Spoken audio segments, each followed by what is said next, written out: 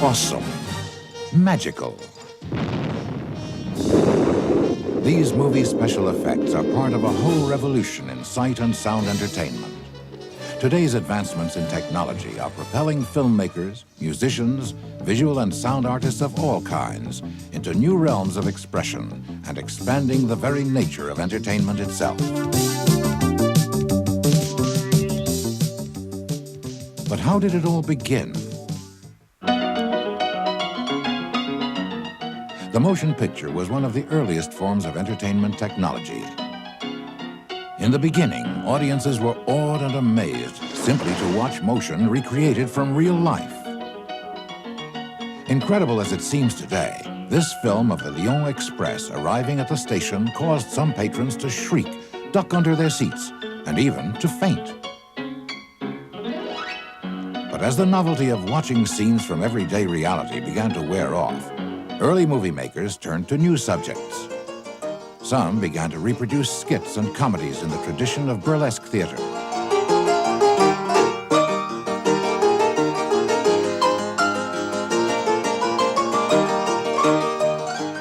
Others began experimenting with the camera to create some of the first movie magic. By stopping the camera and restarting it after the scene had been changed, these pioneers were able to create a series of crazy transformations that amazed audiences everywhere.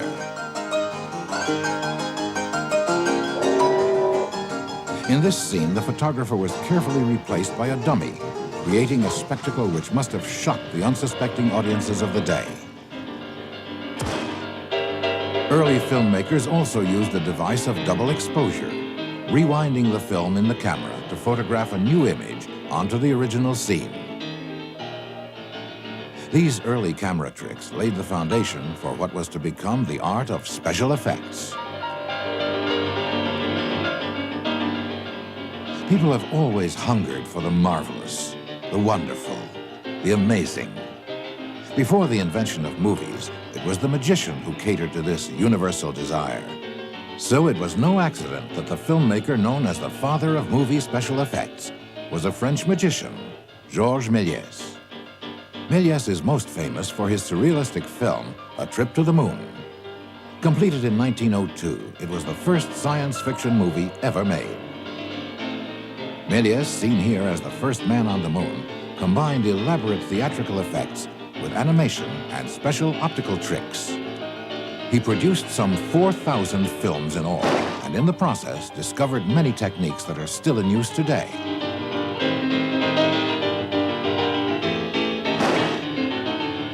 Méliès' inventive spirit inspired filmmakers around the world, triggering a quest for ways to create better and more realistic special effects. This quest was to lead some 3 decades later to the creation of King Kong, one of the most famous and beloved of all the creatures ever brought to life by special effects. Kong certainly illustrates the textbook definition of a special effect, a technique or device used to produce an illusion of reality in a situation where it is not possible, economic, or safe, to use the real thing. When King Kong first appeared on the screen in 1933, many viewers believed he was a real, living creature. To achieve this astonishing realism, the makers of King Kong perfected and combined many different techniques. Here, Kong is a model about 18 inches high, and the captured heroine is nothing more than a tiny doll. Much of the forest and the cave in these miniature sets is depicted by matte paintings, realistic scenes often painted on glass to provide both the foreground and background of a set. In this scene, a previously photographed image of the actress is projected from the rear onto a portion of the miniature set. It's like a horrible dream. The same technique is used here to integrate a film of the miniature Kong model into the window area of a life-sized set. I'm going to stay right here with you. Anyhow, you know... Live action, miniature sets, and matte paintings, combined with large-scale mechanical props like this giant hand, all work together in King Kong to create a compelling sense of reality.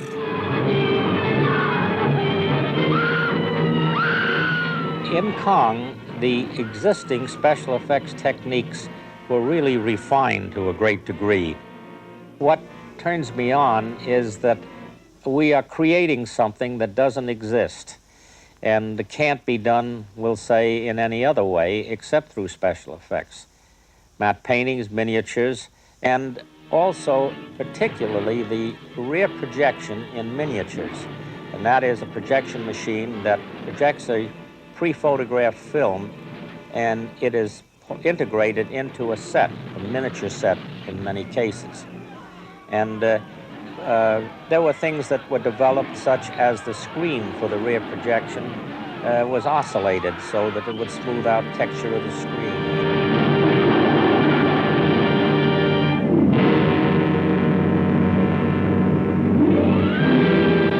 I enjoyed my experience on it because I learned a lot, and I look on that picture today, as many do, that it still is entertaining to the newer generations that have come since.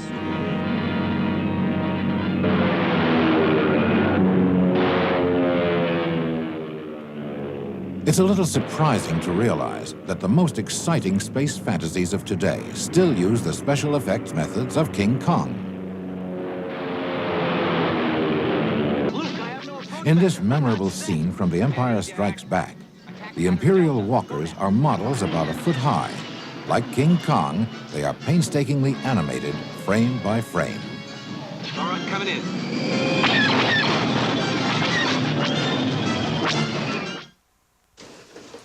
At New World Pictures in Los Angeles, filmmakers today use the same method to bring models to life. This technique is called stop frame animation. The models have joints which allow them to be moved into different positions.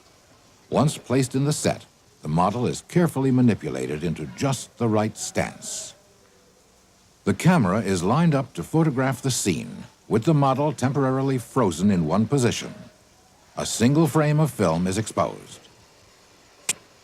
Leaving the camera in precisely the same position, the model is then moved again a fraction of an inch, and another single frame is photographed. This process is repeated hundreds of times. If the movements are made carefully, the model in the finished film will seem to move as if it were alive.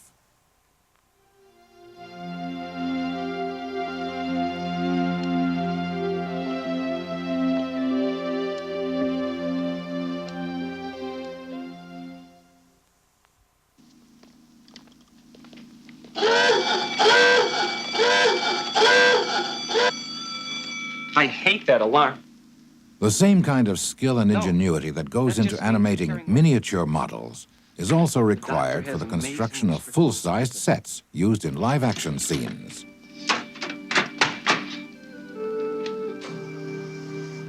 In the movie Android, a variety of inventive techniques were needed to create the illusion of life in a futuristic space station. Conserve power for our experiments.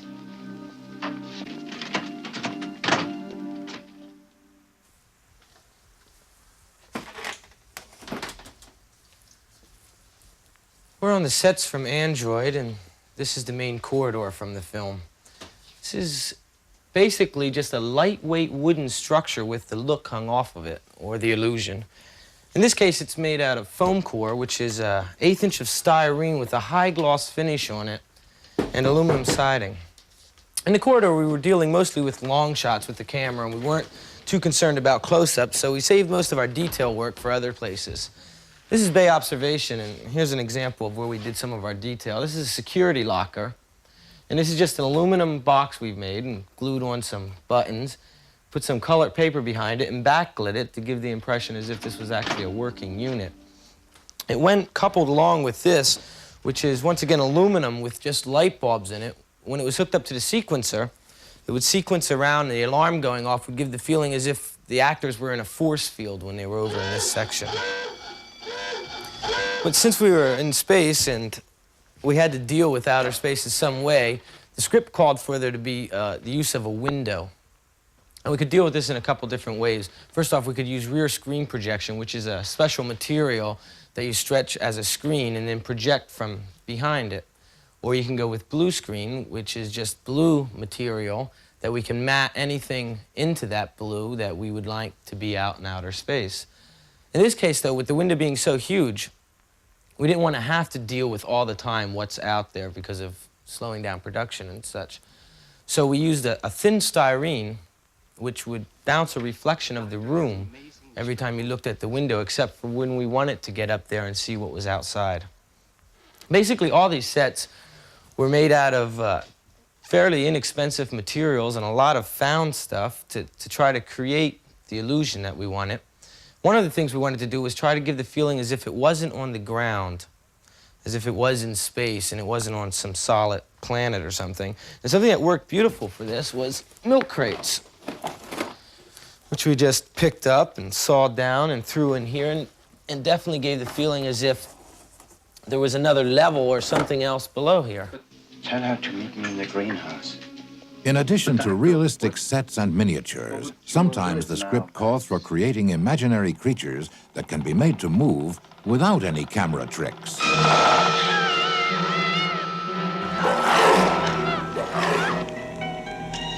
Some people call it special makeup effects. Some people call it prosthetics. I don't know what to call it. It's creating an organic structure that moves. This little guy is a good example of what cable control can do. These are all bicycle cables. They're attached to a fiberglass armature, a skeletal structure inside. There are little affixed mechanisms to the foam rubber casting, and it moves when articulated with cables. I'm asked to create a living, breathing entity, something that looks organic, but is articulated in a way left up to my own discretion. And lately that's been cable control, puppets, muppets, masks, just about anything you can think of. For example, in the film Android, I was asked to create a facsimile of Klaus Kinski's head. But the code specifically states... Don't tell me about the code. To create the mechanical Klaus Kinski head, first we had to start with a direct casting of Klaus Kinski's face. That is, alginate over his face to create a solid dental stone version of him. Based on this, we create a silicone mold. We press clay into the mold, create a Kinski sculpture.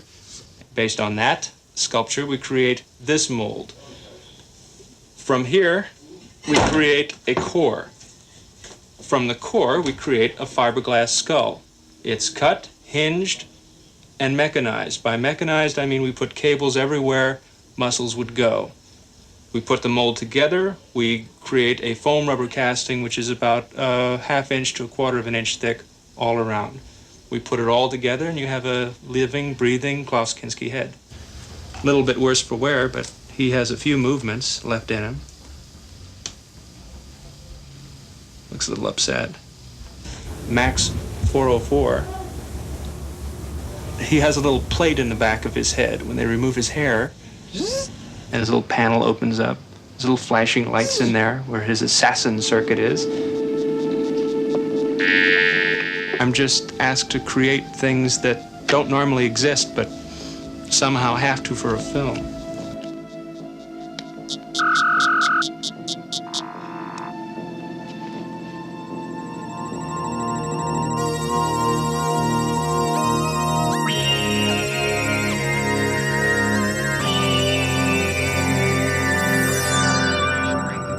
Another very important element of producing successful special effects is the art of creating believable miniature models. A lot of ingenuity went into the building of the model spaceships and space station for the film Android. Our assignment was to create a space station and a police ship which would be part of a fleet of police cruisers that were out in this sector of outer space. So our model builder worked with the director and came up with some designs that we knew that we could do a good job on within the parameters of the rather strict budget. So basically, one of our main techniques of model building is to take a basic structure.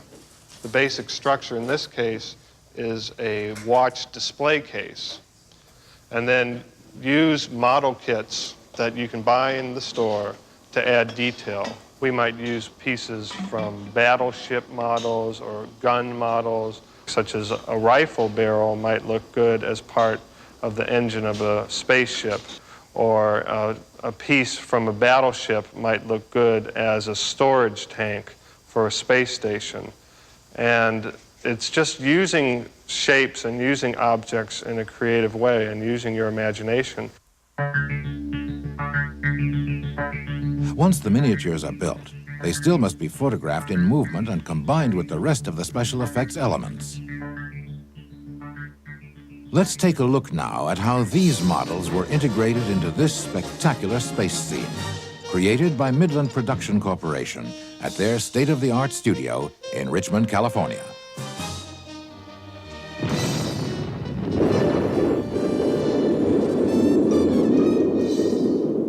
Once again, the spaceship is a model, constructed of hundreds of parts from various model kits as well as specially formed pieces. The movement of the model and the motion picture camera are guided and tracked along 12 independent axes by a computer. Each of up to 20 elements of a complex scene has to be filmed separately. One of the basic principles of special effects is that images can be combined to move together even though they were filmed separately.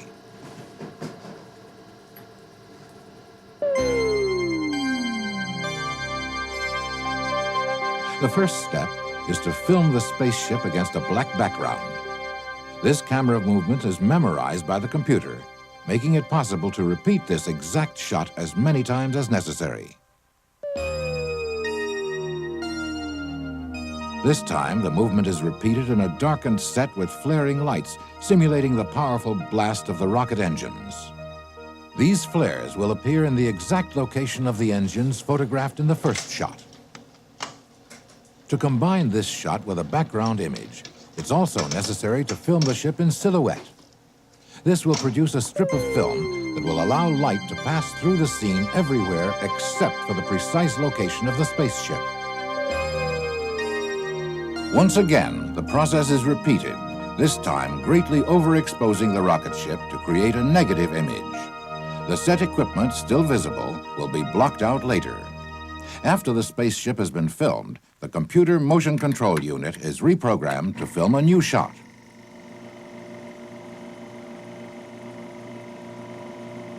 This time, the camera is filming the background of the scene, a large model of a planet's surface. As before, the film camera is tracked through a series of complicated, predetermined moves that can be duplicated as many times as necessary. The camera here is shooting from the audience's point of view as the rocket heads toward its explosive collision with the space colony base established in one of the craters of the planet.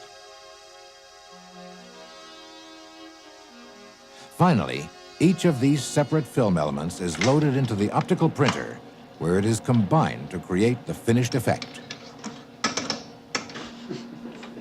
It begins with a light source and two projectors in which we put previously exposed pieces of film, a camera, and all controlled by a computer. In a shot like 47, where the ship crashes into the base, we would put in this projector a piece of film of the base, and a mat of the ship in order to not print the base where there would be ship in the final composite. That would be printed onto this roll of film, the film backed up to frame 0, these taken out, the ship put in, and carefully lined up with its mat, and then printed into that hole that was left in that space in the film. And the final result is a composite, and a piece of film that will later be integrated into a finished film.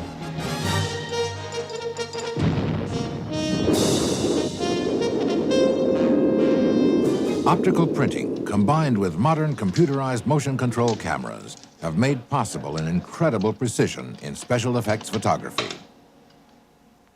In today's movie adventures, special effects artists sometimes combine dozens of separate elements to produce the desired effect. The job of putting together all these images requires patient and painstaking work. But the results are often amazing to behold. Quick, jam their comlink, center switch.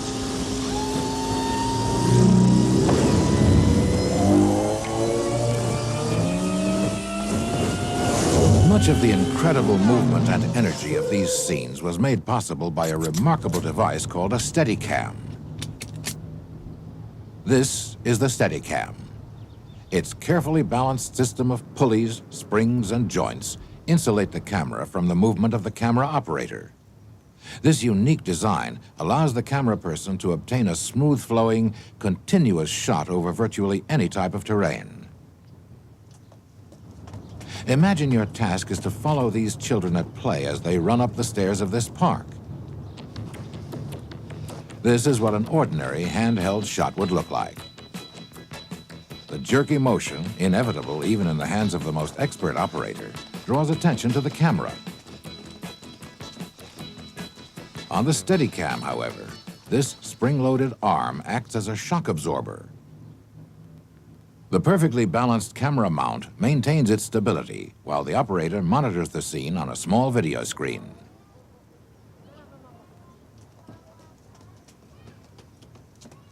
With some 45 pounds of equipment strapped to his torso, this cameraman is having no easy time moving smoothly up the steps. Let's take a look at the shot, however, and see just how forgiving the Steadicam can be.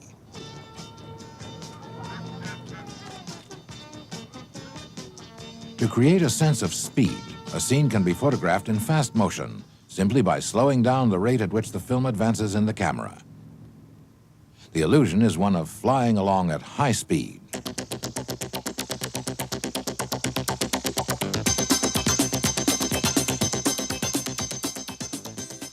In Return of the Jedi, these beautifully controlled background shots were filmed by Garrett Brown, the inventor of the Steadicam.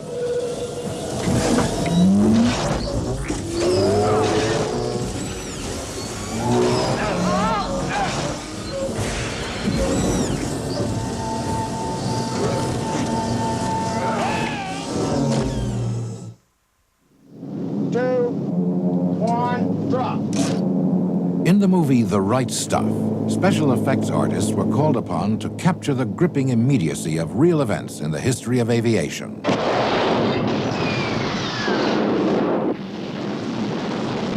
The special effects for The Right Stuff required a kind of documentary look that could easily intercut with live action airplanes, and that, I think, was the most difficult thing that we had to pull off believably for the audience. Phil Kaufman, our director, wanted the audience to feel the raw energy and speed that was sort of at the heart of flight testing, and he felt that if there wasn't that sense of violence and energy in those sequences where men were trying to break the sound barrier, that the audience wouldn't really know what they were up against. To try to get a handle on what would ring true, we studied a lot of Air Force research footage, test footage that we got a hold of from Bell Aircraft or from NASA and the government.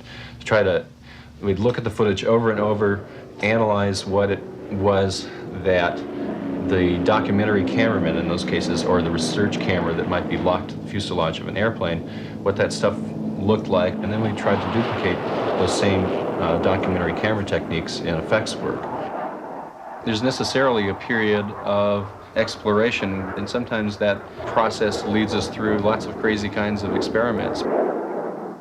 Simultaneous to investigating motion control techniques, we tried about every other thing that we had come up with, including the use of helium balloons to carry small models aloft, and following that with long lenses, documentary style. We tethered planes from bungee cords so that they would bounce. We tried using rockets in untethered planes, just blasting them straight up and trying to follow the little rocket plane.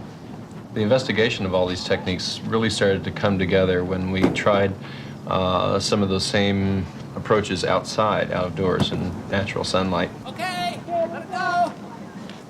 I took an F-104 model to our third floor window, asked Rick Fichter, one of our cameramen, to run outside and tell me how it looked, just thrown out the window like a Frisbee. He stood on the ground, and we had some guys with a parachute strung out like a safety net to try to catch the plane. And he allowed us, how it was terrific, and when we showed the footage to Phil Kaufman, the director, in dailies the next day, he felt the same way, and felt that it played directly into that realistic, kind of gritty, quirky quality that real events have as opposed to computer motion-controlled events. We built a number of models in multiple kinds of scales. You can see this model, which some people call Dumbo. We have thrown this thing out of the window, tried about every way we could to destroy it, and it's still persisted in surviving. We also worked with a number of smaller sized models. This is a 4-foot model. We had a 2-foot as well as this 6-inch model. It's this size that was used when the experimental plane is dropped from the mothership, the B-29. To create the background clouds, we used a World War II PT boat camouflage fogger. We tethered airplanes on wires from horizontal points on the ground sometimes, and sometimes from an 80-foot man lift. We would just hold it at the top of the wire and let it drop down through the clouds.